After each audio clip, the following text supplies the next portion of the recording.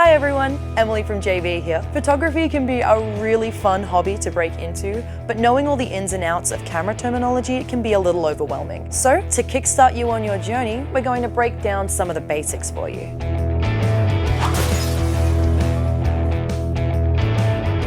Exposure refers to how light or dark your image is, and is controlled by a few key settings on your camera. Nailing your exposure can be challenging, but it's essential to know for getting the perfect shot every time. An overexposed photo will appear very bright, with lighter spots blown out, whereas an underexposed photo will be very dark, often losing detail in the shadows. The key to a well-exposed shot is mastering your aperture, ISO, and shutter speed. All of these affect the light your camera sees, but in a slightly different way. Aperture controls the depth of field, which is how blurry the background of your photo is, and is represented on your camera as an f-stop number. A lower f-stop number lets in more light and gives you that blurry background. This is known as a shallow depth of field and is great for portrait photography or low light situations. A higher f-stop lets in less light, making your image darker but keeping everything in focus, which is ideal for landscape photography or sunny outdoor scenes.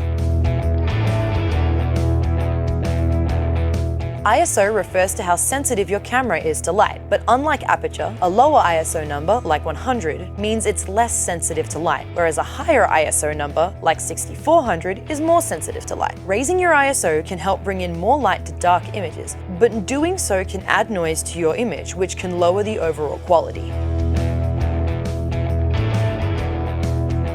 Shutter speed refers to how fast the shutter mechanism moves when you snap a photo. A slower shutter speed, like 1/50th of a second, lets in more light and is generally better for night photos and still portraits. While faster speeds, like 1/500th of a second, allows you to capture things moving at high speed, like people playing sports or animals. Keep in mind, a shutter speed that's set too low can make your images blurry.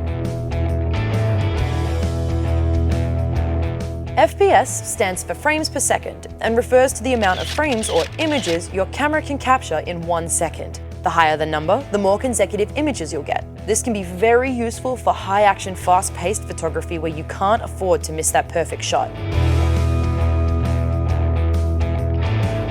RAW is an uncompressed type of photo that most DSLR or mirrorless cameras are capable of taking. Most professional photographers will shoot in RAW because it can be edited in higher detail later, making it much more versatile, but much larger in size. So make sure you have a memory card with plenty of gigabytes.